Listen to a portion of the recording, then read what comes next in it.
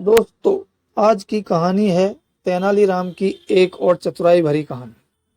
राजा कृष्णदेव राय दूर दूर तक मशहूर थे। तेनालीराम ने भी राजा कृष्णदेव राय के चर्चे खूब सुने थे। तेनाली ने सुना था कि राजा चतुर और बुद्धिमानों का सम्मान करते हैं। इसीलिए उसने सोचा कि क्यों न राज दरबार में जाकर हाथ आजमाया जाए। लेकिन इसमें एक अड़चन थी कि बिना किसी बड़ी मदद के वो वहां तक पहुंच नहीं सकता था। ऐसे में उसे किसी ऐसे व्यक्ति की तलाश थी जो उसे राज दरबार तक पहुंचा सके। इस बीच तेनाली की शादी मगम्मा नाम की लड़की से हो गई। एक वर्ष बाद तेनाली के घर बेटा हुआ। इस दौरान तेनाली को पता चलता है कि राजा कृष्णदेव राय का राजगुरु मंगलगिरी नामक स्थान पर गया है।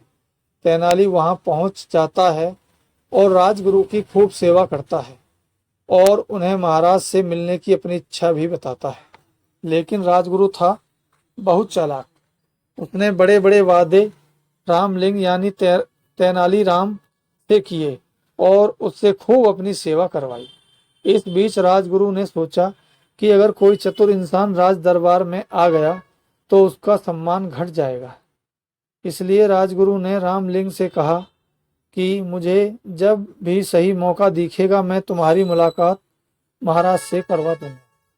इसके बाद क्या था, तेनालीराम राजगुरु के बुलावे का इंतजार करने लगा, लेकिन कई दिनों तक कोई भी खबर नहीं आई। इस बात पर कई लोग रामलिंग का मजाक उड़ाने लगे और कहते कि भाई रामलिंग विजयनगर जाने की तैयारी कर ली। इस बात पर तेनाली कहता कि उचित समय आने पर सब हो जाएगा। लेकिन धीरे धीरे रामलिंग का राजगुरु पर विश्वास उठ गया और उसने खुद ही विजयनगर जाने का फैसला किया। वो अपनी माँ और पत्नी के साथ विजयनगर के लिए रवाना हो गया। यात्रा के दौरान किसी भी तरह की परेशानी आती तो रामलिंग राजगुरु का नाम ले लेता। रामलिंग ने अपनी माँ से कहा कि व्यक्ति जैसा भी हो लेकिन नाम ऊंचा हो तो सभी काम हो जाते हैं, इसलिए मुझे अपना नाम बदलना होगा। महाराज कृष्णदेव राय के प्रति अपना सम्मान प्रकट करने के लिए मैं भी अपने नाम के साथ कृष्ण लगाऊंगा। इस बात पर तेनाली की माँ ने कहा कि बेटा मेरे लिए तो दोनों नाम बराबर हैं। मैं तुझे राम बुलाती थी और आगे भी इसी नाम से बुलाऊंगी। 4 महीने की यात्रा के बाद आखिरकार तेनाली राम विजयनगर पहुंच जाता है। उसे राज्य की चमक दमक देखकर बड़ा अच्छा लगा। बड़े बड़े घर, साफ सड़कें और बाजार को देखकर वो दंग रह गया। इसके बाद वहां कुछ दिन ठहरने के लिए उसने वहां के किसी परिवार से प्रार्थना की और फिर वो अकेला राजमहल की ओर निकल पड़ा। वहां पहुंचकर उसने एक सेवन के हाथों राजगुरु तक संदेश भिजवाया कि तेनाली गांव से राम आया है। लेकिन सेवक ने वापस आकर बताया कि राजगुरु इस नाम के किसी भी व्यक्ति को नहीं जानते हैं। यह बात सुनकर रामलिंग को गुस्सा आया और वो सीधा राजगुरु से मिलने अंदर चला गया। अंदर पहुंचकर उसने राजगुरु से कहा कि मैं रामलिंग मंगलगिरी में आपकी सेवा की थी। लेकिन राजगुरु ने जानबूझकर उसे पहचानने से इनकार कर दिया। राजगुरु ने रामलिंग को धक्के देकर वहां से निकलवा दिया। यह देख वहां मौजूद सभी लोग तेनाली पर हंसने लगे। तेनाली का इससे बड़ा अपमान आज तक नहीं हुआ था। उसने मन ही मन इस अपमान का बदला लेने की ठान ली, लेकिन इसके लिए राजा का दिल जीतना जरूरी था।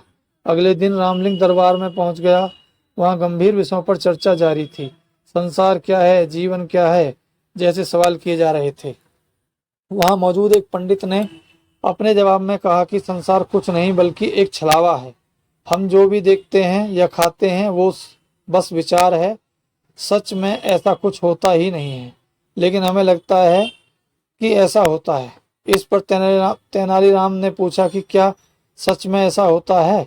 उस पंडित ने कहा, यह बात शास्त्रों में लिखी हुई है और शास्त्र गलत नहीं होते।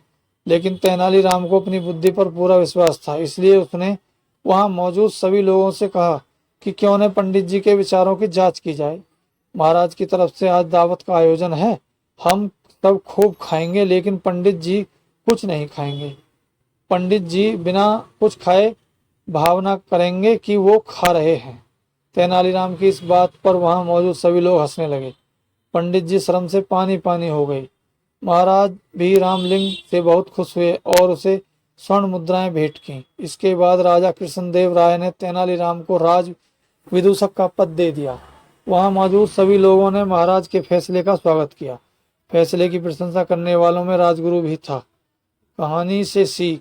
इस कहानी से हमें ये सीख मिलती है कि किसी का भी अपमान नहीं करना चाहिए और न ही किसी से झूठा वादा करना चाहिए।